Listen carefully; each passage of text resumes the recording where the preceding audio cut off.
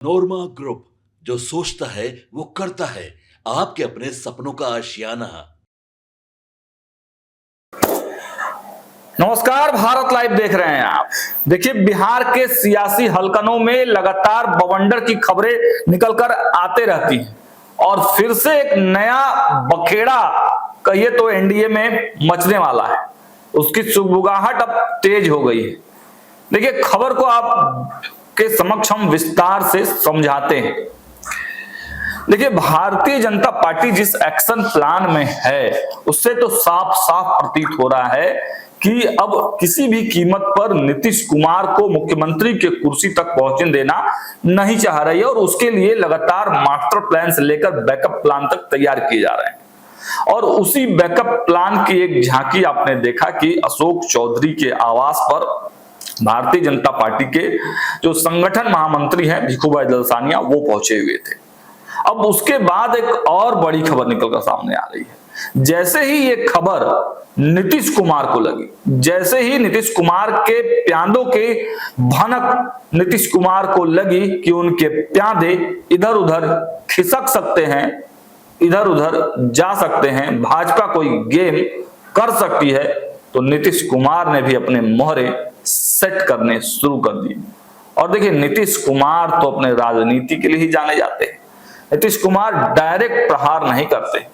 नीतीश कुमार भी अपने मोहरों से ही चाल चलते हैं और फिर से उन्होंने एक नया मोहरा तैयार कर लिया है। देखिए, ये सारी बातें हम तमाम मीडिया रिपोर्ट्स के हवाले से और हमारे पास जो इनपुट है उसके आधार पर कह रहे हैं। फिर से हम दोहरा रहे हैं कि हम कोई भविष्यवक्ता नहीं है। जो तस्वीरें, जो बयान, जो परिस्थितियां बनी हुई हैं बिहार की राजनीति में, उससे निकालकर हम खबरों को आपके सामने रखते हैं। तो देखिए, जो ताजा खबर निकलकर सामने आया है उसके बारे में हम आपको बता रहे हैं। देखिए, हिंदुस्तानी आवाम मोर्चा के संरक्षक और केंद्रीय मंत्री जीतन राम मांझी ने पूर्णिया के कस्बा विधानसभा क्षेत्र में जनसभा को संबोधित करते हुए कहा है कि बिहार में होने वाले आगामी विधानसभा चुनाव में 40 से 45 सीट पर उनकी पार्टी के उम्मीदवार लड़ेंगे और 20 से 25 सीट पर जीत उनकी सुनिश्चित है। वहीं उन्होंने कस्बा सीट के लिए उम्मीदवार का भी ऐलान कर दिया। जीतन राम मांझी ने पूर्णिया के कस्बा विधानसभा सीट पर अपनी दावेदारी पेश की है। पत्रकारों से बातचीत करते हुए उन्होंने कहा कि वैसे तो गठबंधन में मिल बैठकर सीट और उम्मीदवारी पर फैसला होगा, लेकिन परंपरा रही है कि जो पार्टी जिस सीट से चुनाव लड़ती रही है वही उस सीट से लड़ेगी। ऐसे में कस्बा सीट पर हम पार्टी का दावा बनता है। उन्होंने कहा कि इस सीट से हमारी ओर से राजेंद्र यादव ही चुनाव लड़ेंगे। देखिए, कस्बा सीट पर चूंकि एनडीए का मामला है, बैठेंगे हम लोग, लेकिन सिद्धांत जो पार्टी जहां से लड़ती है उसको सीट मिलती ही मिलती है। तो हम लोग गठबंधन में इस पर चर्चा करेंगे। हम लोगों को पूर्ण विश्वास है कि कस्बा सीट हम लोग लेंगे और यदि लेंगे तो हम राजेंद्र यादव को निश्चित रूप से उम्मीदवार बनाएंगे। जब एनडीए के सीएम फेस को लेकर जीतन राम मांझी से सवाल किया गया तो उन्होंने कहा कि उनकी पार्टी पहले काम पर ध्यान देती है और एनडीए की बैठक में जो फैसला लिया जाएगा वह मान्य रहेगा। केंद्रीय मंत्री ने कहा कि एनडीए की सरकार में रोजगार मिलेगा और पलायन भी रुकेगा। इस दौरान हम संरक्षक ने इंडिया गठबंधन के बिखराव के बारे में भी दावा किया। अब देखिए, अब हम आपको पेच समझाते हैं। आखिर इस पूरे मामले में पेच क्या है। पूर्णिया के जिस सीट पर जीतन राम मांझी दावा कर रहे हैं वह सीट है कस्बा और वर्तमान में कस्बा के विधायक हैं मोहम्मद आफाक आलम, जो कि कांग्रेस से हैं। लेकिन इस सीट पर पिछले बार 2020 में चुनाव कौन लड़ा था? इस सीट पर चुनाव लड़े थे एलजेपी के प्रदीप कुमार दास, जो दूसरे नंबर पे थे, और तीसरे नंबर पर थे वही राजेंद्र यादव, हिंदुस्तानी आवाम मोर्चा के जो जिला अध्यक्ष हैं पूर्णिया के, वो जो मात्र 23,716 वोट लाए थे। अब आप क्रोनोलॉजी समझिए। 2020 में कांग्रेस के जो विधायक वहां से जीते हैं कस्बा से, वो 77,000 वोट लाते हैं। दूसरे नंबर पर लोजपा रहती है और तीसरे नंबर पर हम रहता है। तो नियमतः दो पार्टियां तो अभी एनडीए में है, दो जो अलग अलग लड़ी थी, एलजेपी अलग लड़ी थी और हम अलग लड़े थे, लेकिन एलजेपी और हम यानी चिराग पासवान की पार्टी और राजेंद्र यादव की पार्टी यानी हम दोनों एक ही गठबंधन में हैं। तो नियमतः वो सीट किसको जाना चाहिए? नियमतः तो वो सीट जो सबसे ज्यादा वोट लाया है उसके पास जाना चाहिए, मतलब सीधे सीधे चिराग पासवान के खाते में जाना चाहिए।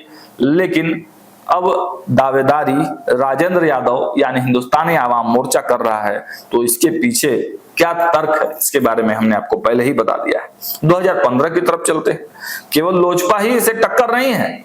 2015 में चले तो देखिए 2015 में भी मोहम्मद आफाक आलम कांग्रेस से जीत कर आए थे, 81,000 वोट उन्होंने लाया था। दूसरे नंबर पर प्रदीप कुमार दास ही थे, लेकिन वो भाजपा से चुनाव लड़े थे, वो 79,000 वोट लेकर आए थे।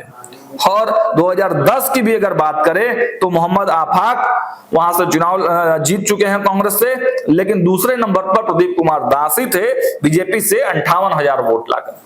मतलब साफ है प्रदीप कुमार दास ही हमेशा से दूसरे नंबर पर रहे हैं, जो कभी भाजपा में रहे हैं तो कभी लोजपा में रहे हैं।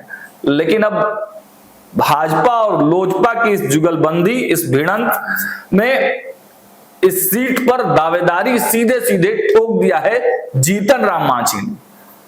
अब यही सबसे बड़ा पेच है। देखिए कल जीतन राम मांझी की पार्टी ने कार्यकारिणी की बैठक बुलाई थी, उसमें कई एजेंडों पर बातचीत हुआ। देखिए 20 सूत्री वाले मामले पर भी जीतन राम मांझी कहीं ना कहीं उनके जो कार्यकर्ताओं में गुस्सा है कि 20 सूत्री में अध्यक्ष उपाध्यक्ष के पद पर उनको जगह नहीं मिला, और अब सीधे सीधे महागठबंधन में जो पेच है वो तो है ही, लेकिन उससे पहले एनडीए गठबंधन में भी बहुत सारा पेच दिख रहा है। सबसे पहले अगर सीटों की डिमांड कोई की तो वो जीतन राम मांझी थे। सबसे पहले उम्मीदवार अपना घोषित कर दिए तो यही घोषित कर दिए हैं, और उम्मीदवार के सीट के साथ साथ उम्मीदवार भी बता दिए हैं। ऐसा भी नहीं है कि भाजपा प्रदीप कुमार दास को हम भेजकर वहां तो चुनाव लड़वा दे। उन्होंने कहा है कि अगर हमें ये सीट मिलती है तो हम जो राजेंद्र यादव हैं हम उन्हीं को लड़ाएंगे। तो अब इस पूरे मामले पर पेच तो फंस गया है। इसलिए हम कह रहे हैं कि देखिए ये मास्टर प्लान सीधे सीधे किसी और का नहीं है बल्कि मुख्यमंत्री नीतीश कुमार का है। जी हां, क्योंकि नीतीश कुमार अब भारतीय जनता पार्टी और लोक जनशक्ति पार्टी रामविलास की स्ट्रेटेजी को समझ चुके हैं। कहीं ना कहीं भाजपा एक बैकअप प्लान के मोड में है और नीतीश कुमार को कहीं ना कहीं कुर्सी तक जाने के लिए रोकना पड़ेगा। आपने कई बयान सुने होंगे, उसमें अश्विनी चौबे जो पूर्व केंद्रीय मंत्री थे उनका भी बयान निकल कर सामने आया था। तो कई जो बयान निकल कर आए हैं उससे अब साफ हो गया है कि भाजपा कुछ न कुछ बैकअप प्लान तो जरूर बना रही है, और उस बैकअप प्लान को देखते हुए नीतीश कुमार ने भी घटक दलों के बीच अपने अपने मोहरे फिट करने शुरू कर दिए हैं और सीधे सीधे झगड़ा फंसा दिया है भाजपा और लोजपा के बीच। अब देखना यह होगा कि जीतन राम मांझी जो कस्बा सीट मांग रहे हैं, क्या टेबल टॉक होता है तो उसमें कस्बा सीट मिलता है या फिर विवाद और ज्यादा बढ़ता है। फिलहाल स्टूडियो में इतना ही। देखते रहिए भारत लाइव। बहुत बहुत धन्यवाद। आपके सपनों को हमने सजाया है, ई होम्स पैनोरामा को हमने बनाया है। ई होम्स मेरा एक सपना था जिसपे मैं पिछले 4 साल से काम कर रहा था। हमने जो बनाया है वो सबने है माना। ई होम्स पैनोरामा में हो आपका भी आशियाना। और फाइनली हमने 2021 में इस प्रोजेक्ट को लॉन्च किया। बहुत लोग अप्रिशिएट कर रहे हैं कि पूर्णिया जैसे शहर में, बिहार के, एक तो बिहार की बात करें उसमें भी पूर्णिया जैसे छोटे जगह में इस तरह का लाइफस्टाइल देना, ये सुन के हम लोगों को बहुत अच्छा लगता है। ई होम्स में हमने कुछ और भी किया है, जैसे हम जिस जगह में रह रहे हैं हमारे फैमिली सिक्योर हो, उनको सिक्योरिटी का ध्यान में रखा है। आपकी सुविधा और सुरक्षा आपके लिए खास है, ये आपका विश्वास है। इसमें आर्टिफिशियल इंटेलिजेंस का 7 लेयर सिक्योरिटी का हमने इस्तेमाल किया है। लस ग्रीन कैंपस को बनाया है। यदि हमारा बाउंड्री वाल है तो वो वर्टिकल गार्डन है। ये जितनी भी फैसिलिटी होता है एक इंटरनेशनल टाउनशिप में ई होम्स है, ये हम लोग विश्वास नहीं कर पा रहे हैं। जो भी हमारे मित्र दोस्त या जो भी हमारे बाहर के बायर आते हैं तो हम लोगों को बहुत अच्छा सुनने को मिलता है और बहुत अच्छा क्रेडिट मिल रहा है। वो सारा हमने सिर्फ एक बिल्डिंग नहीं बनाया, हमें एक बहुत अच्छा लाइफस्टाइल दिया ये होम्स में, और मेरा एक सपना था जिसको मैं आज फुलफिल होते हुए देख पा रहा हूँ। ये आपका आवास है। ई होम्स पैनोरमा में अब आपका निवास है। E Homes Panorama, luxurious lifestyle redefined. Panorama group, जो सोचता है वो करता है। अगर ये वीडियो पसंद आई और वह बिहार के राजनीति और बिहारियत से सरोकार रखेनी तो सब्सक्राइब बटन दबा के चैनल के सब्सक्राइब कर ली। ओजे एगो घंटी बा, ओकरा बटन दबा देला से कुल सटीक और मारक खबर रुआ मुफ्त में मिल जाई। अगर रुआ पत्रकारिता के हमनी के नया प्रयोग में सहयोग कर चाहतानी तो ज्वाइन बटन दबा दी।